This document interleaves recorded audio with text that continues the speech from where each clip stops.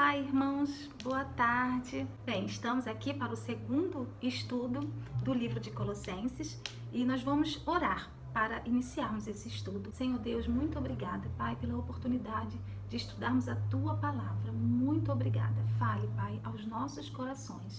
Em nome de Jesus. Amém. Bem, nós já tivemos a introdução do livro de Colossenses, né? E agora nós vamos estudar o primeiro capítulo. Bem, Paulo estava preso em Roma. Epáfras era o pastor da igreja de Colossenses. E Epáfras, ele se deparou com falsos mestres que estavam pregando heresias, como por exemplo, o gnosticismo. O gnosticismo tentava se mostrar como um conhecimento cristão. Mas, na verdade, era uma heresia, era chamada de heresia de Colossos. Bem, pregava o quê? O gnosticismo. Negava a encarnação de Cristo, negava a ressurreição de Jesus Cristo, mostrava um outro caminho sem ser Jesus para se chegar a Deus. Na verdade, negava Jesus. E Epáfras, ele ficou assim, inseguro com relação a esses falsos mestres. Então, ele se converteu por intermédio de Paulo. Então, ele foi até onde Paulo estava em Roma e disse da situação da igreja. E aí, Paulo escreveu uma carta para a igreja de Colossenses, já sabendo da situação que Epáfras estava vivendo e que a igreja também estava vivendo por conta dessas heresias de Colosso. Bom, então nós vamos começar a ler, fazer a leitura, a gente vai lendo e eu vou explicando. Quem ainda não pegou a sua Bíblia, de repente uma canetinha, pode fazer isso agora. Vamos lá. Versículo 1. Paulo, apóstolo de Jesus Cristo, pela vontade de Deus, e o irmão Timóteo, aos santos e irmãos fiéis em Cristo que estão em Colossos. Graças a vós e paz da parte de Deus, nosso Pai, e da do Senhor Jesus Cristo. Na verdade, eu li 1 e 2. Paulo, ele se apresenta como apóstolo de Jesus Cristo pela vontade de Deus. Por que que ele explica isso? Pela vontade de Deus. Porque Paulo, ele não foi um dos discípulos. Então, por conta dele não ter sido um dos 12 discípulos, muitos não aceitavam o apostolado de Paulo. Então, ele se apresenta como um apóstolo por vontade de Deus. E ele diz também aos santos e irmãos. Santo não é sem pecado. Ele se refere a santo como separado, né? E não como santo. Santo só Jesus, mas no sentido de separado. E aí o versículo, né? Ele se apresenta e ele diz graça e paz da parte de Deus, nosso Pai, e da do Senhor Jesus Cristo. A partir do versículo 3, diz assim: graças damos a Deus, Pai de nosso Senhor Jesus Cristo, orando sempre por vós. Eu acho isso muito bonito, porque Paulo, ele diz que ele está sempre orando pela igreja, né? Isso daqui, assim, eu acho, toca muito no meu coração. E no versículo 4, porquanto ouvimos da vossa fé em Jesus. Ele ouviu da fé de quem? Ele ouviu da fé da igreja de Colossenses. Ele ouviu, por intermédio de Epáfras, coisas boas dos cristãos da igreja, né? Apesar de todo o ataque das heresias, Epáfras disse que a igreja estava indo bem. E aí ele diz que ouvimos da vossa fé em Cristo Jesus e do amor que tendes para com todos os santos. Então, olha, a igreja tinha fé em Jesus e tinha amor entre eles. E Paulo, ele cita isso. Então, eu fico imaginando a igreja ouvindo essa carta, né? Esse elogio de que chegou até ele a fé e o amor que aquela igreja tinha. Porque fé e amor são as duas manifestações essenciais do crente, né? Todo crente, ele precisa ter fé e ele precisa manifestar amor. Versículo 5. Por causa da esperança que vos está reservada no céu, da qual antes ouviste pela palavra da verdade, Então aqui ele já vai, devagarzinho entrando no assunto. Por exemplo, vocês já ouviram da verdade, vocês já ouviram da palavra de Deus. Então, vocês precisam seguir a palavra de Deus. Ele aqui já entra exatamente no ponto, Ele já começa a entrar no ponto dos cristãos estarem atentos à palavra de Deus e não aos ensinamentos, aos falsos ensinamentos.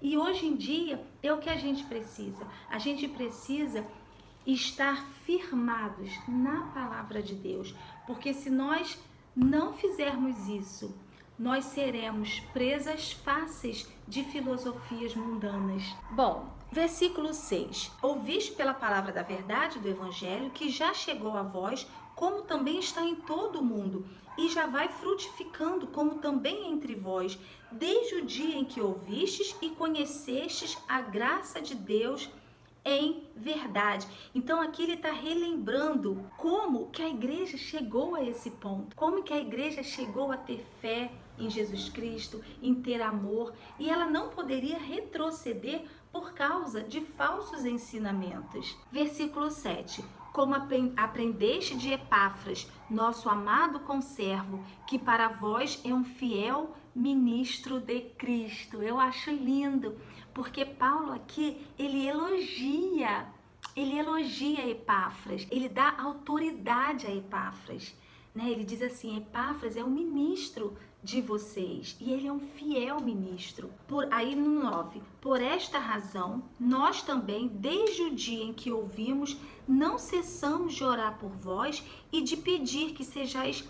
Aí olha só, prestem atenção, Paulo está dizendo que ora e está dizendo os motivos pelas quais ele ora. Ele ora para que a igreja seja cheia do conhecimento da vontade de Deus, de sabedoria, de inteligência espiritual, para que possais andar dignamente diante do Senhor, agradando-lhe em tudo e frutificando em toda boa obra e crescendo no conhecimento de Deus. Então aqui ele pede a Deus para a igreja ser cheia de conhecimento, de sabedoria, de inteligência. Para quê? Para vencer as heresias, Por exemplo, o gnosticismo, que negava Jesus, negava a ressurreição de Cristo. Então vamos lá. Corroborados em toda a fortaleza, segundo a força da sua glória, em toda paciência e longanimidade com gozo. Ou seja, toda fortaleza. Ele diz para a igreja que a igreja precisa se fortalecer em Cristo, se fortalecer para vencer esses falsos ensinamentos. E aí ele continua, dando graças ao Pai, que nos fez idôneos para participar da herança dos santos na luz. Ele nos tirou, ele quem? O Pai, Que vem falando em cima. Ele nos tirou da potestade das trevas e nos transportou para o reino do Filho do seu amor, em quem temos a redenção pelo seu sangue, a saber, a remissão dos pecados. Ele está dizendo para a igreja o seguinte, em Jesus vocês têm tudo, Porque Deus já nos resgatou, já nos transportou para o reino do Filho do seu amor, já temos a redenção, a remissão dos pecados, então nós temos tudo, nós não precisamos de mais nada. Vocês não precisam dar ouvidos a falsas filosofias, porque em Jesus vocês têm tudo. Versículo 15, o qual é a imagem do Deus invisível, o primogênito de toda a criação. Aqui quando diz que Jesus é a imagem do Deus invisível, é porque Deus se tornou visível através de Jesus Cristo. A humanidade, ele pôde ver Deus através do seu Filho Jesus Cristo. Então Deus se tornou visível, E o primogênito de toda a criação, porque nele foram criadas todas as coisas que há nos céus e na terra, visíveis e invisíveis, sejam tronos, sejam dominações, sejam principados, sejam potestades, tudo foi criado por ele e para ele. Aqui está combatendo uma outra heresia que adorava anjos que ocupavam as estrelas. Nessa heresia, eles adoravam os anjos que ocupavam os astros. Esse versículo está dizendo que Deus que criou os astros, então não tem por que adorar os astros. E ele é a cabeça do corpo da igreja, ou seja, ele é a supremacia da igreja. Ele é a cabeça do corpo da igreja, é o princípio e o primogênito dentre os mortos, para quem tudo tenha preeminência. Porque foi do agrado do Pai que toda a plenitude nele habitasse, através de Jesus, e que, havendo por ele feito a paz pelo sangue da sua cruz, por meio dele, reconciliasse consigo mesmo todas as coisas, tanto as que estão na terra como as que estão nos céus. Então esse versículo fala que só existe uma forma de termos paz. Naquela época só havia uma forma da igreja de Colossenses ter paz, através de Jesus. 21. A vós também que noutro tempo eres estranhos e inimigos no entendimento pelas vossas obras más, agora, contudo, vos reconciliou. Versículo 22. No corpo da sua carne, pela morte, para perante ele vos apresentar santos e irrepreensíveis e inculpáveis. 23. Se, na verdade, permanecerdes fundados e firmes na fé, e não vos moverdes da esperança do evangelho que tendes ouvido, o qual foi pregado a toda criatura que há debaixo do céu, e do qual eu, Paulo, estou feito ministro. Então Epáfras, ele pregou o evangelho de Cristo, de Jesus Cristo, para aquela igreja. O evangelho de Jesus Cristo foi pregado, a igreja aceitou e a igreja foi reconciliada com Deus, né? Então isso é o mesmo que acontece com a gente. Nós temos que pregar o evangelho, a pessoa vai aceitar e aí essa pessoa, através de Jesus Cristo, ela é reconciliada. E aí Paulo está querendo dizer o quê?